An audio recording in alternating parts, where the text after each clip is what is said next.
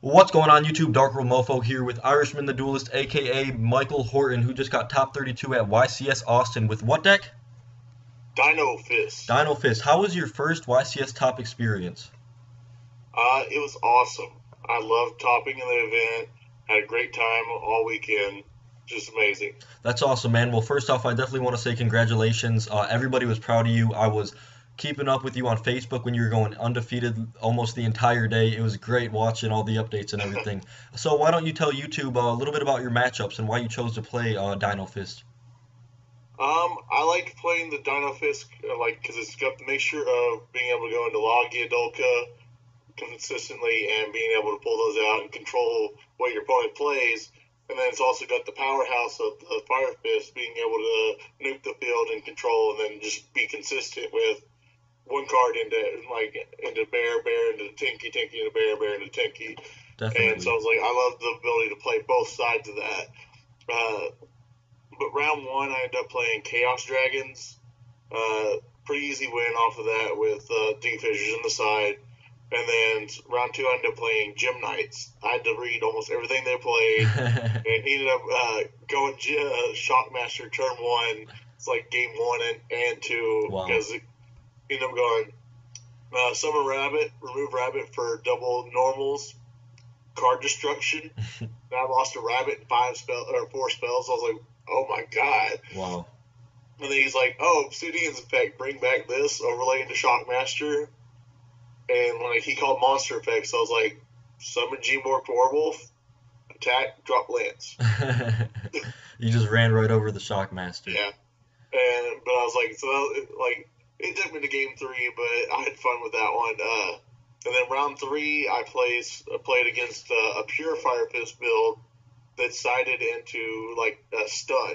It played Doom Cows and stuff like that on the side, which he actually ended up got pulled in the 32nd place at the end of it, Wow, and so he he finished X2 and got in there. just made the cut. Uh, round four, I ended up playing a Karakuri OTK, which was actually a buddy of mine from locals that like he'll disappear for months, come back like top nationals, because he came back and he came back to the game, threw together X Sabers with no Ember's Blades and like two Dark Souls back whenever Ember's Blades had just come out for that nationals. Top 32 with no Ember's Blades. Everybody's like, what? And Wow. he's like, I'm just that good of a player. And like he'll disappear for like 6 months, and then he'll come back and win like top an event. So I was like, I was glad to get the win against that.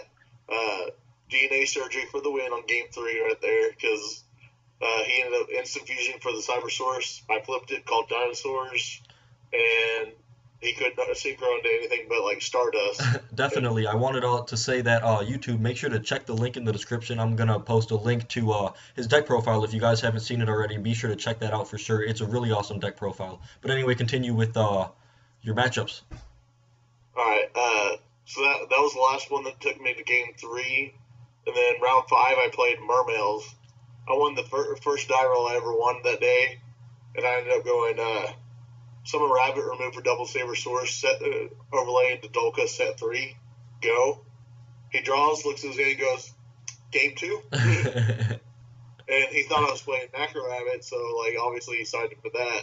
And then I was like open, and then I assumed that he was playing Mermails, but I wasn't entirely sure, so I decided like double D Fissure, Fossil Dyna, and one T Key. And he goes turn one, drop Gunned and lead for Megalo, Gun effect, bring back lead, overlay into Biscayos. Didn't set any back row, just said go, and I was like, all right, set Fossil Dyna, set like two back row, go. And he swings into it, gets killed, and then I end up going Summon Rabbit, remove for Dolka, or no, it wasn't Rabbit, it was Guiva. Guiva run over his Lynn that he set. Then he summons out Megalo, summon out Guiva, overlay into Dolka, say go. He tries to swing over my Dolka, I Fiendish Chain it. Then next turn I Monster Born his Abyss Gaios to swing over his thing and like swing for 4,000 with my bear and everything. And then he's like, said monster. Swing over your monster, swing for 4,000 game. And Yeah, right. so I 2-0'd him that match. And then the very next round, I played Mermails again, which I ended up winning the die roll and went Dolka set 2 go. And that was round 7. Now you're on round 7. That was round 6. Right. Okay. And then round 7, I played Samurais, which was funny because one of the games, the dude smoke signaled for a spirit.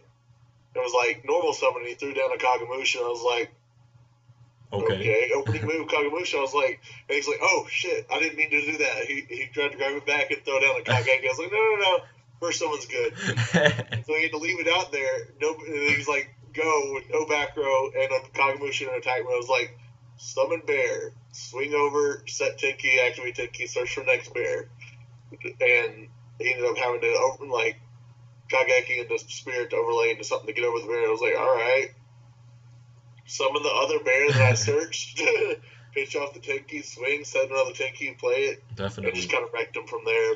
Yeah, so you went 7-0 all the way up until the 8th round. Is that right? Yeah, I went 7-0, and then round 8 I got a feature match against Matthew Wright. He's playing Machina Girgia, and he also top 32'd and got knocked out of top 32. But they didn't post up my feature match online, but I was kind of glad, kind of sad about that because he wrecked the shit out of me. Tell YouTube what happened in that matchup. Like, I could draw shit, and he had every answer for everything.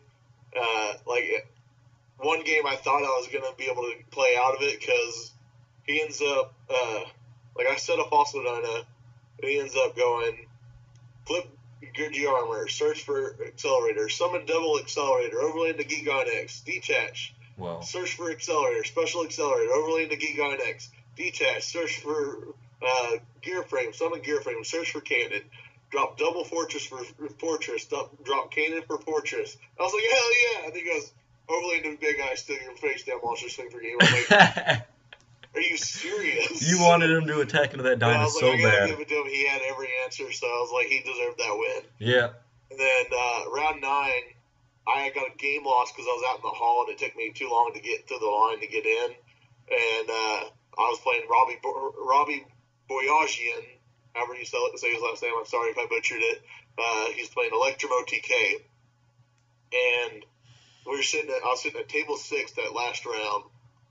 And he ended up doing top 16 with his deck. Yeah. But he got the loop off on me. But I knew exactly what he was playing after I accidentally ran into a face down Clayman. And I was like, Electromo TK. Yep. And I locked up on my back row so I couldn't stop him from doing everything, and he had the super volley to get out from underneath my Fiendish Chain. But oh well, finished out 34th place day 1, and then came back day 2 and played a dude from Switzerland.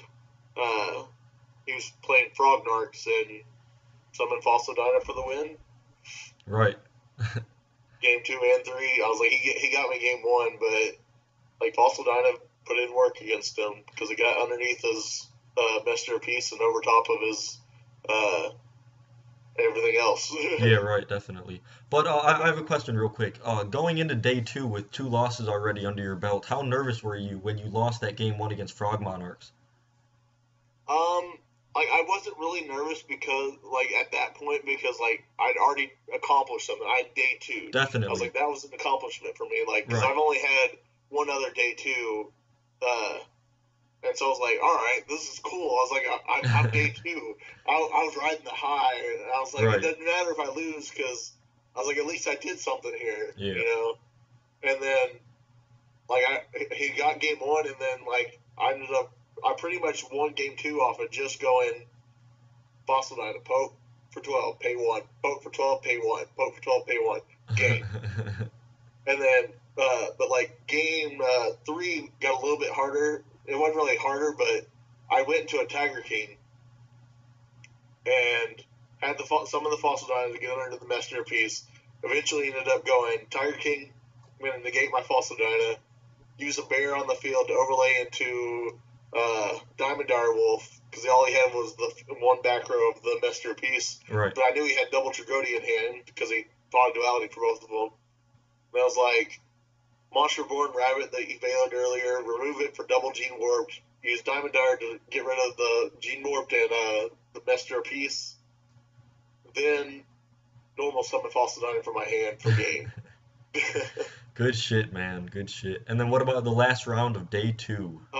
Last round I played a wind up. So it was a dude that top 32'd Indy, because he sat down and unrolled his heavy one of his top 32 mats. And I was like, "Did you win it or did you buy it?" He's like, "Oh, I topped this event." And I was like, "That's just great." But he ended up like we were game 3. We ended up playing out to where we were both pretty much top decking. That's scary. And That's so he scary. ended up going dark. I think he dark holed my field, got rid of my monsters, and ended up saying like went factory shark activate effect to search for rat. Had no other cards in hand. Had one back row face down, and I'm like, okay, top decked into the rabbit. I was like, okay, I can do this. Summon rabbit, remove for double saber source, overlay Delagia. So I was like, I know he's got rat in hand and one face down, but I don't know what it is. I was like, either he's going to have to force me to negate the back row, or I'm going to negate the summon. Yeah. And so I was like, swing over the shark. He's like, that's good. And I was like, all right, go. And he drew, and he's like, summon rat.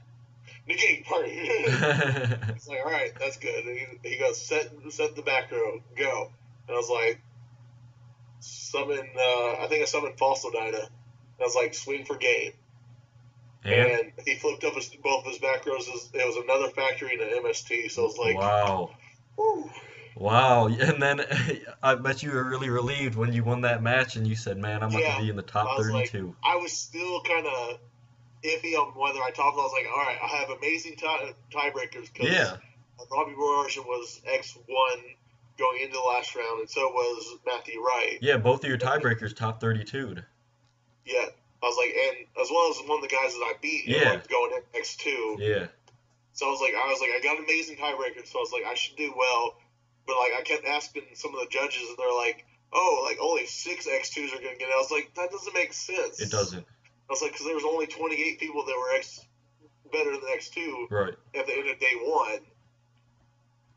But like eventually, because like there's people that were X2 that had 40th place. Right. Yeah. So I was like, come on, let me in. And ended up playing, got in. I took 16th place after in the Swiss, and set at table 2 in top 32. Played against Justin Franklin. He's playing Hero Beat, like Bubble Beat kind of thing. Yep. And he ended up, we got deck checked, so obviously I opened 4 normals in game 1. That's so bad. Auto lost that pretty much because he goes Excalibur, Detach, Miracle Fusion, and then Super Poly for game. Wow. Insane. And then kind of wrecked him game 2. And then game 3, we were back and forth, top decking pretty much. And he happened to top deck into the Stratos, which got him the Bubble Man, which got him the Excalibur to swing for $4,000 over my 3,800 life points. Damn. And he got the game. Well, you still had a great experience. You still got that top 32, and I want to thank you so much for this exclusive little YCS report, man. I really appreciate it. No problem, bro. Definitely. Guys, I'm going to link his channel down in the description below. If he starts posting videos again, make sure to check him out. He's an amazing player with his first YCS top under his belt, guys. So thank you so much for watching. Guess that's it, guys. DarkWorldMOFO out. Peace, guys.